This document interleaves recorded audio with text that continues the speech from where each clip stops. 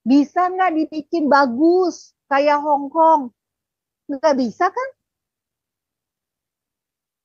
Ini inilah kebencian, inilah anti Israel yang memang sudah jelas-jelas ujung-ujungnya memang antara Tuhan versus iblis.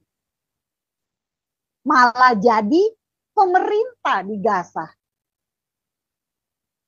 Semua yang ada di Gaza urusannya Hamas malah. Ngeri kan?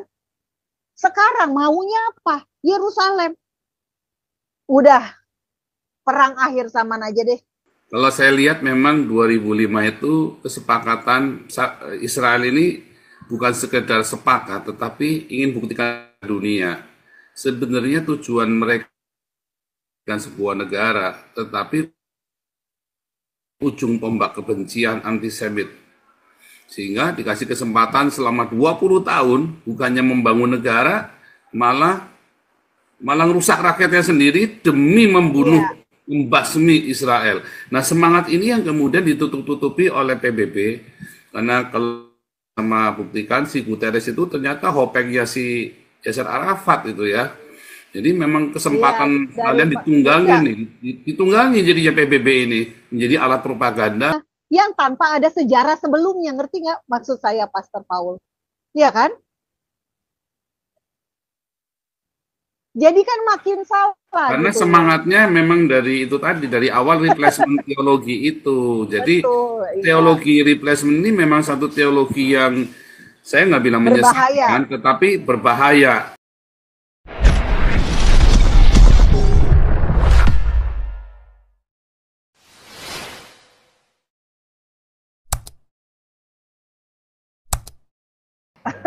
Pertanyaan lagi. Ya, Shalom Ibu Monik, Pak Paulus, Ya, dan teman-teman ya. semuanya. Ya, Bu Monik tadi dari keterangan dari situ sangat meneguhkan. Terima kasih ya Bu. Namun masalahnya Bu, saya kira saya berpikir seperti ini, bahwa benar Ibu bilang bahwa Israel itu adalah biji matanya Tuhan, jamnya Tuhan, merupakan alatnya Tuhan sebagai penampi bangsa-bangsa di akhir zaman ini kan. Satu persatu nubuatan di Alkitab tergenap. Namun tidak semua orang baca Alkitab kan, apalagi di negara Hmm, kita ini.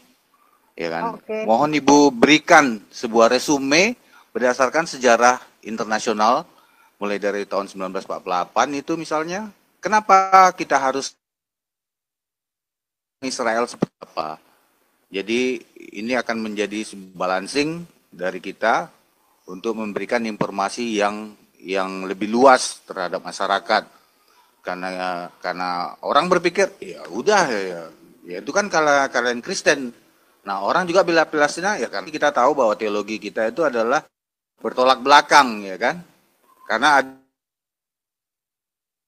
suci terhadap teologinya mereka. Jadi mohon Ibu berikan ulasan secara singkat dari sisi sejarah sekuler yang modern gitu. Logikanya di mana gitu. Terima kasih Ibu.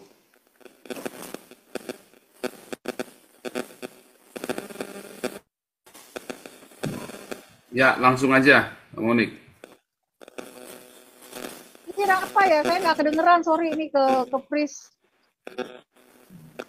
Oh iya. Ya Jadi gini, intinya intinya mau ya lanjut.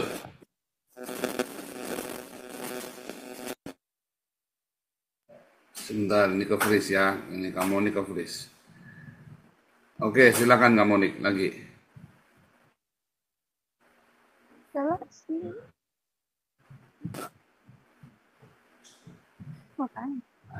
Oke, jadi jawabannya pertama, Israel berdiri atas legalitas dari PBB, resolusi 181. Pak Monang bisa dengar? Ya, Ya, lanjut. jadi resolusi 181 yang mengeluarkan PBB, yang memutuskan untuk membagi tanah menjadi dua untuk negara Yahudi dan satu negara Arab. Negara Yahudi mandat Inggris selesai. Negara Arab Palestina tidak bisa memerdekakan diri karena tanahnya dikuasai oleh orang lain, Mesir dan Yordania. Jadi bukan salah Israel. Kalau kita mau tarik lagi lebih jauh ke belakang, dulu di atas tanah sengketa tersebut yang berdiri adalah kerajaan Palestina. Kalau dilarang bicara tentang sejarah, patokan kita apalagi? Dasar hukum legalitas resolusi 181 ada. Sejarah membuktikan ada jadi dua unsur ini minimal sudah bisa menjadi bahan untuk orang yang tidak baca Alkitab bisa memikirkan secara sejarah dan keputusan dari PBB itu sendiri. Terima kasih Pak Monang. Ya, jadi memang kalau secara hukum, yuridis, dan bahkan di aspek sosial itu memang wilayahnya Israel, saudara ya. Jadi jangan ditanya lagi, itu mah udah susah membantahnya, kecuali Anda orang-orang ini berusaha memutarbalikkan macam-macam dengan alasan yang beragam, banyak ya, tapi tidak bisa terbantahkan bahwa sejarah maupun dalam kitab suci maupun secara hukum itu sah legal punya Israel. Ya, Bu Nerliana silakan. Masih mute Ibu. Ya, baik, terima kasih Pastor. Terima kasih Bu Monik atas sharingnya. Sebetulnya pertanyaan saya tadi sudah banyak diserempet-serempet tuh Pastor sama Bu Monik. Oke lah. Pertanyaan saya singkat saja Bu. Kalau penduduk Palestina atau rakyat Palestina itu kan mereka sebenarnya seperti dompleng kekuasaan tapi tidak punya wilayah, begitu ya Bu? Karena mereka sendiri kan memang tidak punya wilayah. Cuma yang jadi pertanyaan ada beberapa banyak teman-teman sekomunitas. Apakah orang Palestina itu memang orang Filistin yang walaupun di komunitas kami Pastor Paul sering menjelaskan orang Filistin itu sudah tidak ada lagi gitu. Nah, apakah orang Palestina itu memang orang Filistin dan mereka mengadop kata Palestina itu dari mana? Nah, saya rasa itu saja Bu. Mereka ini kumpulan-kumpulan orang apa sih gitu. Terima kasih Bu Monik. Ya, jadi orang Palestina sekarang itu budayanya Arab, berdarah Arab, berbahasa Arab, mayoritas beragama Islam. Jadi kesimpulannya mereka adalah orang Arab, bukan orang Filistin sebagaimana yang ada di Alkitab. Karena orang Filistin yang ada di Alkitab itu dari Yunani. Berarti peradabannya Yunani, bahasanya Yunani. Agamanya menyembah dewa-dewa Yunani. Seperti yang dikritik oleh Paulus. Ya kan, waktu dia ke Athena dan sebagainya. Nah, kalau ditanya orang-orang Arab yang sekarang menamakan diri sebagai Palestina itu dari mana? Mereka adalah pendatang. Satu, berdatangan di masa Ottoman. Yang kedua, berdatangan ketika orang Yahudi mulai pulang kembali ke tanah perjanjian di era tahun 18 sekian sampai 1900 sekian, 1920, 800 gelombang Aliyah pertama, Aliyah itu mudiknya orang Yahudi, itu tanah jadi berkembang. Sehingga dibutuhkan yang namanya pekerja-pekerja pertanian, pekerja-pekerja lahan. Nah, mereka lah yang dipekerjakan. Mereka mencari pekerjaan. Jadi kalau ditanya dari mana mereka datang dari di wilayah sekitar Israel. Dari Mesir, dari Suriah, dari Lebanon, dari mana-mana. Jadi bukan orang asli wilayah tersebut. Nama Palestina yang tadi Ibu Nerlina tanyakan, nama Palestina tentu saja Kita merujuk ke sejarah Romawi. Romawi yang mengubah nama Yudea menjadi Palestina. Syria Palestina. Tahun 135 Masehi. Kenapa diganti? Karena Romawi tahu kisah Daud melawan Goliat. Goliat orang Filistin. Musuh bebuyutan bangsa Israel. Maka daerah itu diubah menjadi nama musuh Israel, Palestina. Untuk apa? Untuk menghancurkan harga diri orang Yahudi. Untuk menghancurkan harga diri orang Israel. Ingat ketika Belanda menguasai Indonesia, mereka tidak menyebutnya sebagai Nusantara. Tapi mereka menyebutnya sebagai Hindia Belanda. Kita Hindia, it's Indi. Karena kita berada di sisi timur. West Indinya mana? India. Ini lokasi-lokasi perdagangannya Belanda dengan kita di Nusantara. Waktu itu kan nama Indonesia belum dipakai. Kita masih kerajaan-kerajaan Nusantara yang pakai kata menyebutkan identitas kepulauan Nusantara ini ya disebutnya Hindia Belanda, it's Indi. Begitu juga apa yang terjadi dengan Israel. Namanya diubah jadi Palestina, Syria Palestina. Orangnya orang apa? Orang Arab kah? Bukan, orang Yahudi. Orangnya tetap orang Israel. Nah, jadi itu Bapak Ibu. Tapi kenapa bisa keterusan? Karena memang itulah yang akhirnya nama Palestina yang digunakan. Karena Romawi berkuasa cukup lama. Setelah Romawi jadi Romawi Kristen, Bizantium, masih Palestina. Bahkan Alkitab kita juga memakainya kata Palestina kalau di buku-buku sejarah kita. Nah, jadi jelas Bapak Ibu bisa dibilang kesalahan atau pengubahan nama ini dipakai dengan sengaja gitu ya, sampai akhirnya sampai sekarang ini. Bapak Ibu lihat aja di Alkitab Bapak Ibu, pasti ditulisnya petanya peta Palestina, bukan peta Israel. Saya pernah bikin video tentang itu, supaya harusnya diganti. Ini jadi PR yang kalau mau kita protes ke Dewan Gereja nih banyak banget. Dewan Gereja lagi khusus untuk mengganti peta ya, supaya petanya sesuai gitu loh. Dengan nama yang ada, bukan Palestina tapi Yudea dan Samaria.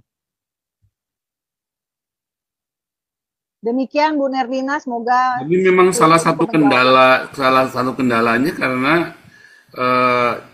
di awal-awal abad-abad kedua dan ketiga, kita kalau bilang Talmud Yerusalem itu orang Yahudi sendiri juga menyebut Talmud Palestina. Palestina, betul. Itu masalah. Dan ketika mereka bilang Talmud Palestina, lalu mereka bilang salah satunya itu ya si Goldamer itu pernah bilang I'm Palestina. Terus dia bilang, my passport is Palestinian passport. Itu jadi ya, itu menjadi konflik itu tadi. Padahal kan Palestina itu bukan suku bangsa Palestina, tapi karena wilayah itu namanya Palestina, benderanya Star of David. Nah, itu iya. Kendala karena juga. Karena memang nama bagi orang Yahudi pada masa itu, mereka belum menjadi satu identitas sebagaimana sekarang. Mereka punya identitas sebagai bangsa Israel. Pada masa itu mereka hanya mengenal sebagai satu identitas sebagai Yahudi.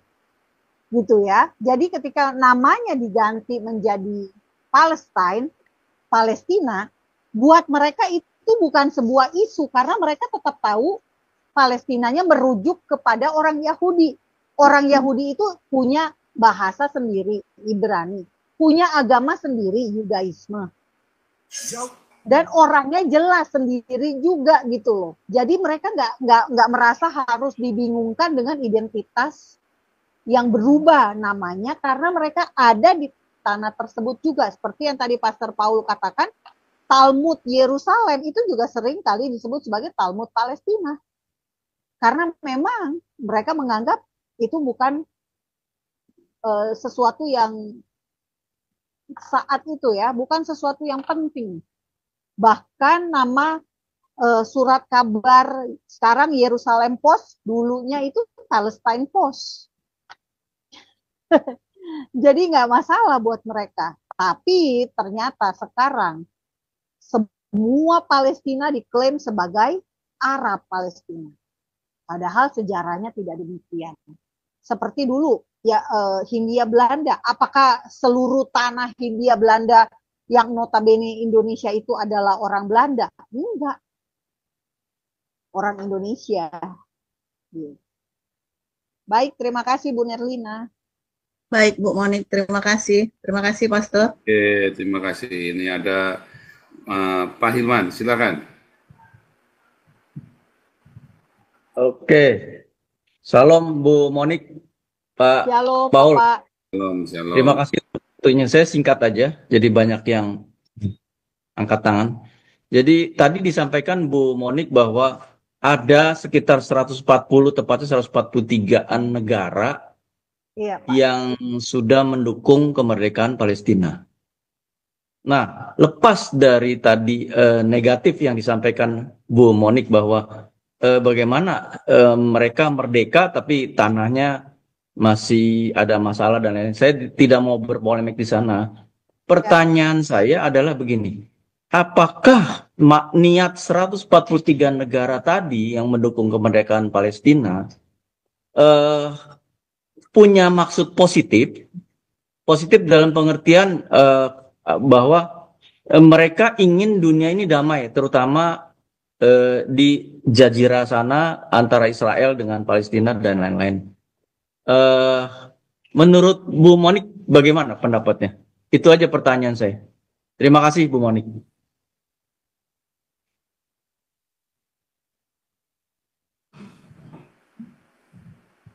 Maksudnya jadinya ini tentang bangsanya ya Pak?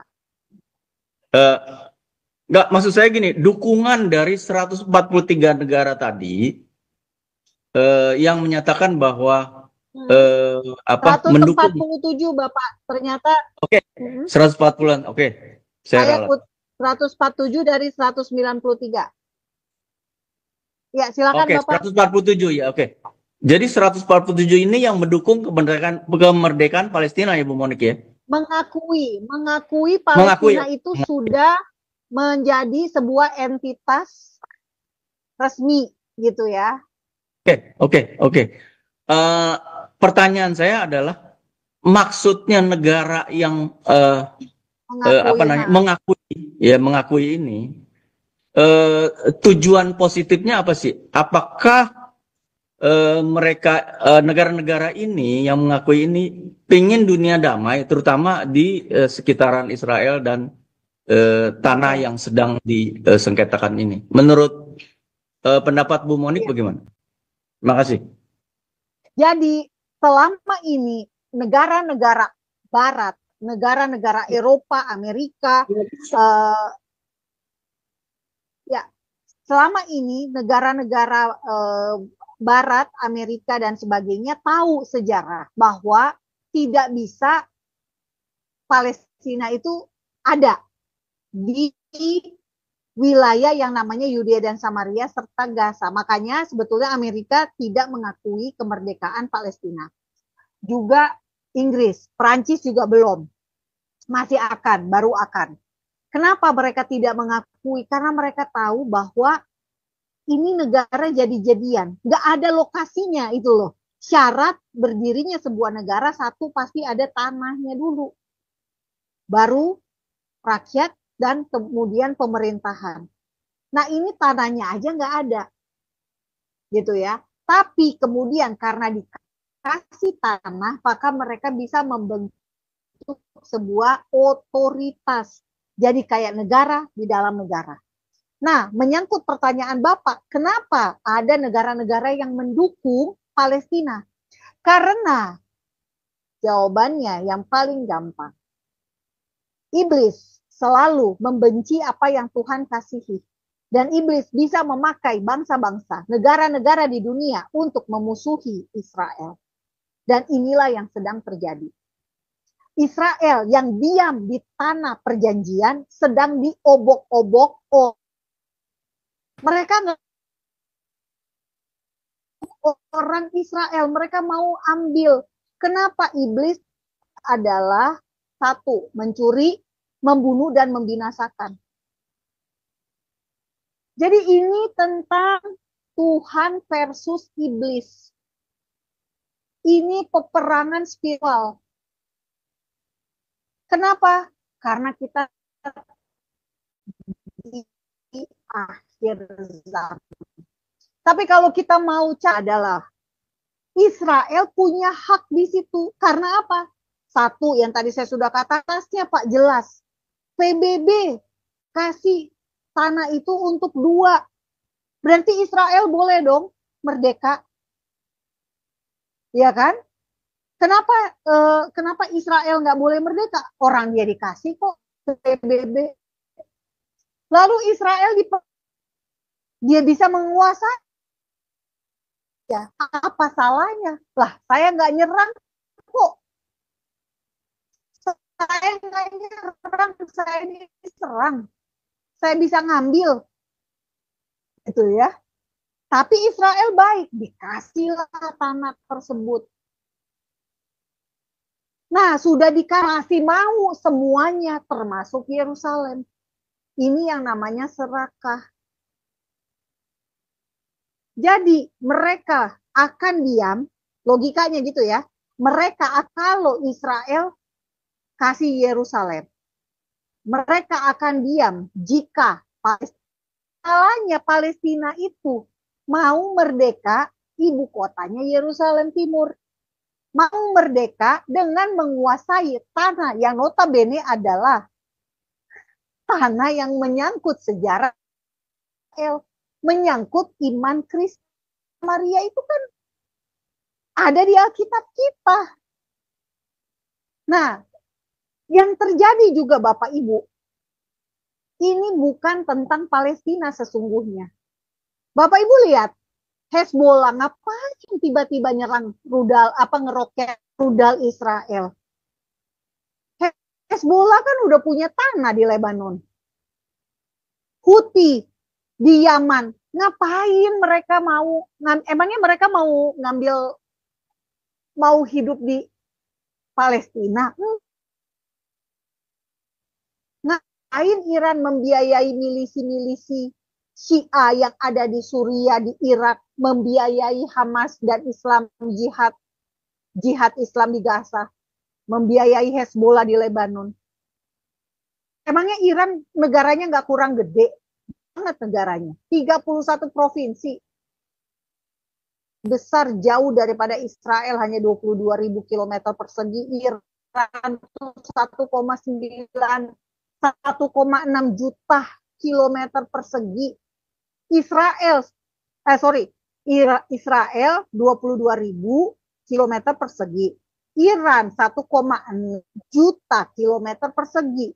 Indonesia 1,9 juta. Jadi Iran sama Indonesia tuh sama gedenya. Masih mau tanah juga. Ini kan aneh. Gak mau damai gitu loh. Nah, negara-negara ini bukannya baca Alkitab, bukannya mendukung kebenaran sejarah, malah juga ikut ngomporin. Terusnya mereka memaksa agar Palestina menerima apa yang dikasih. Gak usah banyak bacot. Kamu bisa nggak bangun itu Gaza yang udah dikasih sama Israel dari tahun 2005? Bisa nggak kamu bangun kayak Singapura? Bisa nggak kamu bangun kayak Dubai? Bisa nggak dibikin bagus kayak Hong Kong? Nggak bisa kan? Inilah kebencian, inilah anti-Israel yang memang sudah jelas-jelas. Ujung-ujungnya memang antara Tuhan versus iblis. Ujungnya iblis yang memakai untuk menjadi anti Israel. Sayangnya Dewan Gereja juga dipakai. Bisa dipakai oleh iblis. Gitu. Jadi jawaban saya mungkin bukan menjawab pertanyaan Bapak nih, mohon maaf nih. Tapi intinya adalah ya mereka memang maksudnya baik, mendukung Palestina, tidak, ini bukan solusi gitu loh. Ini tidak menyelesaikan masalah, malah menimbulkan masalah karena akibat diberi oleh Israel kepada Palestina yang terjadi apa? Teror. 1993 kasih tanah, jabat tangan Yasser Arafat dengan dapat hadiah Nobel dengan Simon Peres dapat hadiah Nobel 1994. Lalu apa yang terjadi tahun 2000? 6 tahun kemudian, intifada kedua, Pak. Ada nggak arti besar dengan cara kasih tanah? Nggak ada. 2005, Israel keluar dari Gaza. Hamas malah menang pemilu di Gaza. Malah jadi pemerintah di Gaza. Semua yang ada di Gaza urusannya Hamas malah. Ngeri kan? Sekarang maunya apa? Yerusalem. Udah perang akhir zaman aja deh. Sakaria 12 terjadi.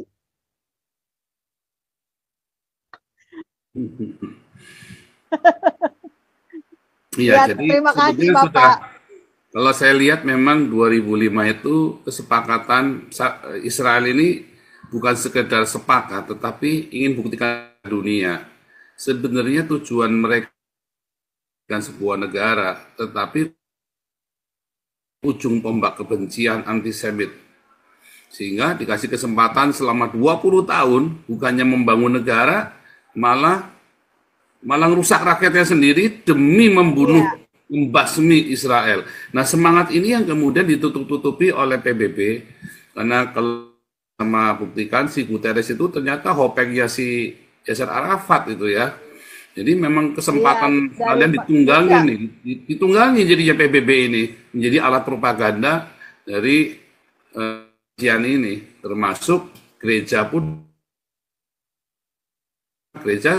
Karena gereja kan nampaknya dia mau berkompromi dengan mengambil hati ya, orang-orang ya seperti kaum woke yang ada di Amerika ini kan, kaum kiri yang di Amerika dan di Eropa ini. Oke, ini ada teman tani Pak Yusuf Tantio. Wah, saya ketemu kita ya. Shalom Bu Monik. Untuk Shalom ya, Bapak. kenalan wajah saya. Shalom Pak Paul. Ya. Shalom. Ya, saya sudah WA ke Bu Monik sama Pak Paul mengenai BCC tadi, Dewan Gereja Dunia. Baru saja saya tanya ke Dipsik dan itu mungkin bisa dianu sekilas, nggak tahu kalau teman-teman yang lain mau di-share atau gimana, karena mungkin itu kan nyangkutnya ada 6 hal itu BCC apa itu selesainya apa gitu. Jadi mungkin kita bisa sedikit wawasan untuk bahan juga. Ya, sudah terima ya Bu Monik ya? Ya, saya sudah baca. Ya, mungkin kalau mau di-share di teman-teman silakan. Ya. Di sini kan ditulis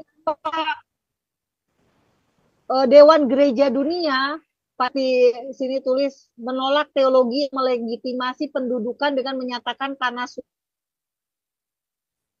Sikap ini merupakan terhadap Sionisme Kristen yang dianggap menjadi ajaran Alkitab. Lah ini malah ngaco dong. Ya ini kan saya tanya ya kan? atau konfirmasinya dari Ibu. Iya, saya paham. Ya ini mengerikan sekali ini pernyataan ini. Jadi mereka justru menolak pernyataan bahwa Israel itu adalah negara yang memang berhak atas tanah. ya kan? Tanah suci adalah milik Tuhan, bukan warisan politik kelompok tertentu. Tuhan, tapi Tuhan kasihnya ke bangsa Israel. Iya nggak Pak? Berarti Pak Yusuf nanti ketemu ya September ya. Iya, ya ketemu di Bali Bu ya. Iya. Syukur Nah, nanti gitu. kalau sudah ada jadwalnya boleh Bu Monik info, nanti saya jemput sama istri Bu. Oh iya, dengan senang hati. Terima kasih Ya. banyak. Ya, terima kasih. Oke, luar biasa Ya, jadi Yusuf. ternyata Untuk baru Monik. ketemu. Selama ini WA-WA-an nggak tahu mukanya ya Pak. Iya. Iya. Jadi maksud saya gini, Pak Pastor Paul. Jadi gini, kalau Dewan Gereja selalu menganggap tanah perjanjian itu milik Tuhan, itu betul. Kan tadi saya sudah memang tanah ini milik Tuhan, tapi Tuhan kasih kepada bangsa Israel untuk Dewan Gereja Dunia menyerahkan tanah Tuhan itu kepada Palestina yang tanpa ada sejarah sebelumnya, ngerti nggak maksud saya Pastor Paul? Iya kan? Jadi kan makin salah. Karena gitu. semangatnya memang dari itu tadi, dari awal replacement teologi itu. Jadi Betul, iya. teologi replacement ini memang satu teologi yang saya nggak bilang menyesatkan, tetapi berbahaya. Itu adalah cikal bakal dari antisemit. Semua fitnahan Semitik dari Eropa itu dengan replacement teologi loh. Ya.